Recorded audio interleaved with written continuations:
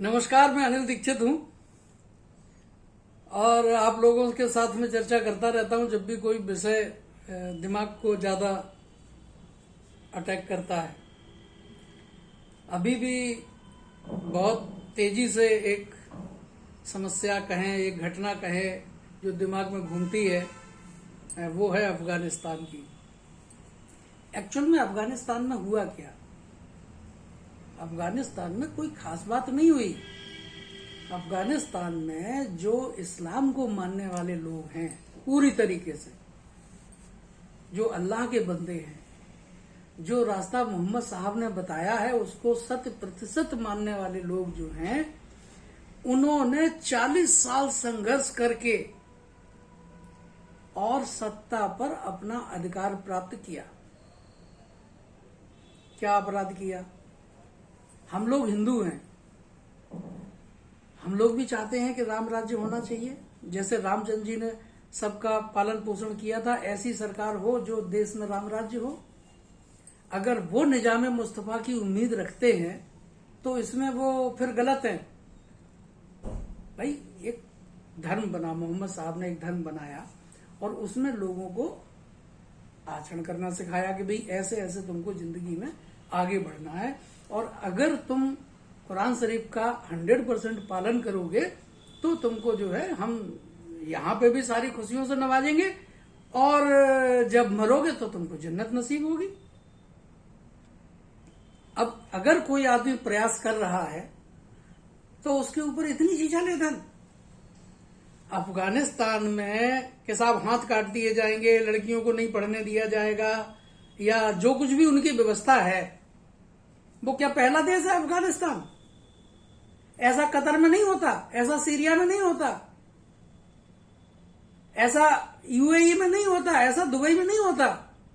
वहां पे भी जैसे शरिया के अनुसार चल रहा है, उनसे हमारे बहुत मैत्री संबंध है हिंदुस्तान के। अफगानिस्तान में हो गया तो हम मरे जा रहे हैं, ढोल पीट रहे हैं, कह रहे साहब बड़ा साहब उनकी बेटियों को नहीं करने देंगे। अरे भैया, वो जिस धर्म में है, जिस धर्म को पर उनका ईमान आया, भाई ये सब सुन्नी मुसलमान हैं, इन्होंने मुस्लिम धर्म को स्वीकार किया है उसकी अच्छाइयों को देख करके। तो जिस धर्म पर उनका ईमान आया उनने सहजता से सहर्ष होकर के इस्लाम धर्म को अपनाया। अभी उसको मानने की बात कही जा रही है। कोई एक ग्रुप है जिसको दर्द हो रहा है कि तुम इस्लाम में तो आ गए लेकिन अभी इस्लाम को मान रहे नहीं हो, तो उससे तो इस्लाम की बदनामी होती है कि नहीं होती? अब किसी एक ग्रुप ने प्रयास किया और अफगानिस्तान में निजाम मुस्तफा चालू हो गया, शरिया के हिसाब से अभी देश चलेगा। तो उसमें हमें क्या परेशानी है भैया? पहली चीज। दूसरी चीज, ये जो मानसिकता है अदर देन मुस्लिम, पूरी दुनिया की मानसिकता है कि मुस्लिमों के साथ में जितना हो सके अत्याचार करो। सबसे बड़ा अत्याचार है ये, जिसमें आदमी को अपने धर्म के अनुसार आचरण करने की छूट न मिले। अब तुमने क्या कर दिया भैया? हर देश को, ये 4-10 कंट्रियां जहां पे इस्लाम, या 20 कंट्रियां जो भी है, नंबर हमें उसमें जाना नहीं, जहां शरिया के अनुसार मुस्लिम कंट्रीज में शासन चल रहा है, वहां सब अमन चैन है, कोई परेशानी नहीं है। वो आपने जो भी उनके विवाद होते हैं आपस में निपटाते हैं। लेकिन जहां पर भी मुस्लिम जो है वो सत्ता में नहीं है, जैसे हिंदुस्तान है या यूएस है, अमेरिका है, फ्रांस है, जर्मनी है, ब्रिटेन है, इन जगहों पे जहां पे बेचारे संख्या में कम है, अभी हर जगह अत्याचार हो रहा है मुसलमानों पे। क्या अत्याचार हो रहा है कि भैया इस्लाम को आधा तो तुम मानोगे, आधा नहीं मानोगे। क्यों भैया? हमको पूर्ण रूप से इस्लाम के तहत जीने का अधिकार क्यों नहीं है? हम अपनी सरकार से और दुनिया की बहुत सारी सरकारों से, इसमें मैं टैग करूंगा कि भैया इस वीडियो को एक बार सुने और इस समस्या पर ध्यान दें। जिस तरीके से हिंदुओं की ये आस्था है कि हमारे देश में राम राज्य हो, इसी तरीके से जो हिंदुस्तान में मुस्लिम रहते हैं उनकी भी इच्छा है कि हमारे मुल्क में हमारे लिए निजाम मुस्तफा कायम हो, हमारा देश, हमारे लिए शरिया कानून का इंतजाम हमारे देश में होना चाहिए। यूएस में भी यही संघर्ष है। पूरी दुनिया में अगर मुसलमान कहीं पे संघर्ष कर रहा है बेचारा, तो उसका एक ही मोटिव है, दूसरा कोई मोटिव नहीं है। वो रोटी के लिए संघर्ष नहीं करता, वो शिक्षा के लिए। कहीं कोई आंदोलन तुम्हें दिखाई देता है कि शिक्षा के लिए मुस्लिमों ने आंदोलन किया हो, आरक्षण के लिए आंदोलन किया हो, या किसी और चीज के लिए आंदोलन किया हो? नहीं। 1 लाख आदमी इकट्ठा हो जाता है जब बर्मा से रोहिंग्याओं को भगाया जाता है, उसके लिए 1 लाख आदमी इकट्ठा होता है, कई लोग मारे जाते हैं और जबरदस्त तांडव होता है। क्यों होता है? क्योंकि भैया पहले भी तो तुम आधा अधूरा इस्लाम जीने दे रहे थे, और उस आधे अधूरे में अगर हमने थोड़ा सा भी बढ़ाने की कोशिश करी, प्रयास तो हम करेंगे ना, तो तुमने मार मार के भगा दिए। सारे रोहिंग्या बेचारे बेघर हो गए, इधर उधर घूम रहे हैं। तो जहां पे बात इस्लाम पे आएगी कि आप इस्लाम को मारे डाल रहे हो, वहां पे तो मुसलमान बोलेगा ही। अभी जो हमारा सजेशन है वो इस पूरे दुनिया की समस्या का समाधान है। हमारे देश में जब देश का बंटवारा हुआ, उन्होंने कहा कि साहब हम अपनी कंट्री अलग चाहिए हमको, हम तुम्हारे साथ जिंदा नहीं रह सकते। उन्होंने अपनी कंट्री ले ली, अपना जो कुछ भी निजाम जैसे बनाया हो वो उस हिसाब से अपना करा। उन्होंने भी न्याय नहीं, वहां पे भी अभी तुम देख लेना, आने वाले समय में यहां पे भी निजाम मुस्तफा लागू होगा, मुसलमान भी शरिया कानून के तहत काम करेगा। ये हम राइटिंग में आज देते हैं आपको, समय चाहे जितना भी लगे। और जो सपना है कि पूरी दुनिया में निजाम मुस्तफा होगा, उस सपने के लिए मुस्लिम तब तक संघर्ष करेगा जब तक उसमें दम है। अब या तो आप मरते रहो, कटते रहो, जूझते रहो, उनसे लड़ते रहो, या फिर दूसरा बहुत आसान सा तरीका है, जैसे आपने 50% जो उनके सिविल वर्क थे, जो कुछ भी उनके रिचुअल्स थे, कस्टम थे, उनके लिए उन्हें आजादी दे दी कि साहब आप अपने कुरान शरीफ के अनुसार से काम करें। लेकिन पूरी तरह शरिया लागू नहीं किया उनके लिए। भाई मोहम्मद साहब कोई छोटे पूरी हस्ती नहीं थे, वो पैगंबर थे। और जिस चीज को जो आदमी बनाता है उसको मालूम होता है घर बनाएंगे तो हवा कहां से आएगी, समझ रहे हो? तो जो व्यवस्था मोहम्मद साहब ने दी पूरी कुरान शरीफ में कि भाई अगर इस्लाम को जिंदा रखना है तो ये सारे काम इस तरीके से होंगे, लेकिन उन्हें यह भी मालूम था कि अगर हम ये सारी शिक्षाएं देंगे तो ये जो हमारा मुस्लिम है ये अपने ईमान से भटक सकता है, और अगर भटके, कोई भी अपराध करे, तो उसका ये सजा होनी चाहिए। हर व्यक्ति को मारने के लिए अलग अलग अस्त्रों का इस्तेमाल किया जाता है, हर प्राणी को। आप जैसे मान लीजिए सपोज दैट एक कोई छोटा बच्चा है तो उसको आप धीरे से थप्पड़ मारते हैं, बड़ा हो गया तो उसमें तमाचा मारना पड़ता है, और बड़ा हो गया तो उसको डंडे से मारना पड़ता है? तो जिस तरीके का प्राणी डेवलप कर रहे थे मोहम्मद साहब, उसमें एक न्याय व्यवस्था भी अहम मुद्दा थी, उसको आपने खत्म कर दिया। आज हिंदुस्तान में नहीं, पूरी दुनिया में जहां पर भी आप देख ले कि अगर वहां पे 100 क्राइम हुए हैं तो 100 में से 60 क्राइम 70 क्राइम मुस्लिमों के द्वारा किए गए। क्यों किए गए? क्योंकि आपने वो न्याय व्यवस्था नहीं चलने दी। अगर चोरी करते हुए पाए जाएं तो उनके हाथ काट दिए जाएं। समझ रहे हो? बहुत सारे जो उनका इस्लाम में जो सजाएं मुकर्रर की गई मुस्लिमों के लिए, मोहम्मद साहब को पता था। हम मोहम्मद साहब से आगे जाने की कोशिश कर रहे हैं। तो देश में एक अमेंडमेंट, संविधान में सैकड़ों संशोधन हो चुके हैं, कोई बड़ी बात नहीं है।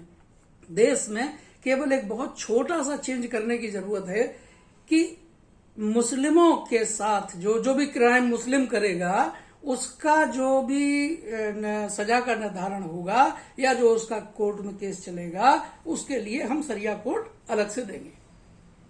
भाई मुस्लिम कर रहा है तो उसको उस हिसाब से सजा मिलेगी, और अगर अदर दिन मुस्लिम कोई कर रहा है तो उसको अपना सिविल कोर्ट है, उसमें अपना मुकदमा चलेगा, उसमें जो दंड संहिता है उसके हिसाब से उसको दंड मिलेगा।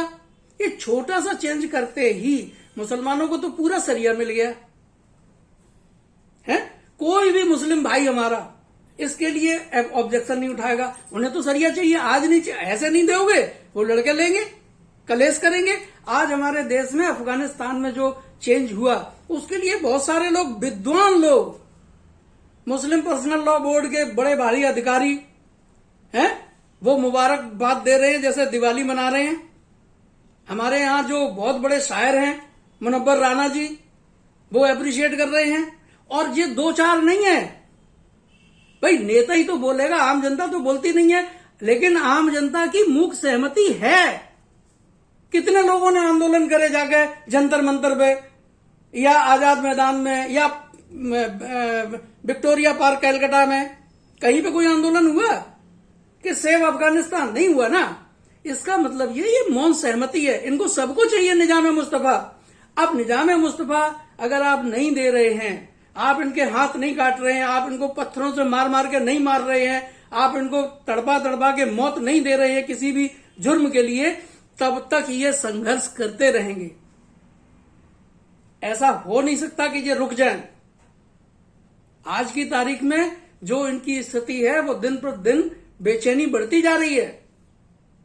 जगह जगह इस तरीके के आपको देखने को मिलेंगे विवाद, हिंदू मुस्लिम झगड़े मिलेंगे। भाई आप क्यों नहीं बैठ देते झगड़ा?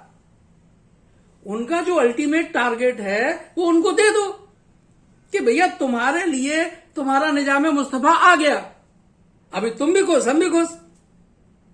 हम चोरी करेंगे तो हमको इंडियन पीनल कोड के हिसाब से सजा दे दी जाएगी। तुम चोरी करो, इनके लिए क्या करना है, जैसे बहुत ज्यादा कुछ करना भी नहीं है, एलएलएम करते हैं। एलएलएम में एक किताब डाल दो केवल यार, जो दंड का प्रावधान जिस उसमें जो है उस पर मौलवियों से सबसे एक पूछ लो कि भैया ये वाले दंड किया तो इसकी क्या सजा है। सऊदी अरब से मांग लो, वो दे देगा, या उन देशों में जो फॉलो हो रहा हो वो आजमा ले लो। एक छोटी सी किताब बनेगी, उसको एलएलएम में एक सब्जेक्ट बना दो, स्पेशलाइजेशन ले लिया, उसके बाद में उनको जज बना दो। एक जिले में एक कोर्ट बहुत है। पूरे हिंदुस्तान में से 70% अपराध खत्म हो जाएगा, जेलें खाली हो जाएंगी। तुम साला घंटों उनके ऊपर मुकदमा चलाते हो 20 साल, उसके बाद में फिर 20 साल जेल में खिलाते हो।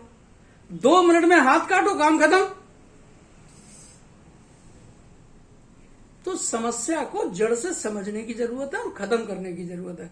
हम इस वीडियो को अपने पीएमओ को भी टैग करेंगे। यूएस के जो व्हाइट हाउस है उनकी अगर कोई हमको ट्विटर आईडी मिलती है उनको भी करेंगे, जहां जहां भी मिलती है उन सबको करेंगे कि भैया अपने देश में अगर अमन और शांति चाहिए तो इनके लिए ये व्यवस्था कर दो। और इस व्यवस्था के होने के बाद मान लीजिए सारे मुस्लिम तो साहब नहीं चाहते कि सरिया मिले। भाई तुमने जब इस्लाम को अपनाया था तो सोच समझ के ही अपनाया था। ऐसे तो इस्लाम में कोई लेता ही नहीं है, वहां तो वो भी कुफ्र माना जाता है कि किसी को जैसे जबरदस्ती इस्लाम कबूल करा दिया। हम ये मान के चलते हैं कि आप लोगों ने, सब लोगों ने इस्लाम को भरी भांति समझा और उसके बाद में अपनाया। मान लीजिए अब आपको ये लगता है कि नहीं साहब हमें तो ये पसंद नहीं है, पसंद नहीं है तो रास्ते 50 है, 50 रास्ते हैं। कोई मुसलमान, इस्लाम में तुमको कोई कैद करके तो रखा नहीं है। बदल देना, बौद्ध बन जाना, हिंदू बन जाना, जो बन पाओ सो बन जाना, अगर इतनी ज्यादा परेशानी है। लेकिन इस्लाम में रहते हुए और आधा अधूरा इस्लाम, अभी ये देखो सलमान खान है ये दुबई में होते, मार जूते इनको ठीक कर दिया जाता, पिक्चर बना पाते, सारी हीरोगिरी खत्म हो जाती। यहां है, यहां मौज ले रहे हैं और चाह रहे हैं सरिया। तो इन्हें पूरी तरीके से सरिया दे दो, इनके लिए दे दो। अगर आप इस विचार से सहमत हो तो हमारा आपसे निवेदन है कि इस वीडियो को जितना फैला सके उतना फैलाएं। हम एक विचार एक समाज में डाल रहे हैं, उन लोगों को इन्वॉल्व करना चाहते हैं जो इस समस्या का समाधान चाहते हैं। हमारे मुस्लिम भाई भी आराम से जिएं, उनके भी मन की मुराद पूरी हो जाए और झंझट जो जिस बात के लिए है वो झंझट ही जड़ी खत्म हो जाए। तुम भी खुश, हम भी खुश। इसी के साथ हम विदा चाहते हैं। फिर अगर कोई विचार आएगा तो फिर आपके साथ प्रस्तुत करेंगे। धन्यवाद।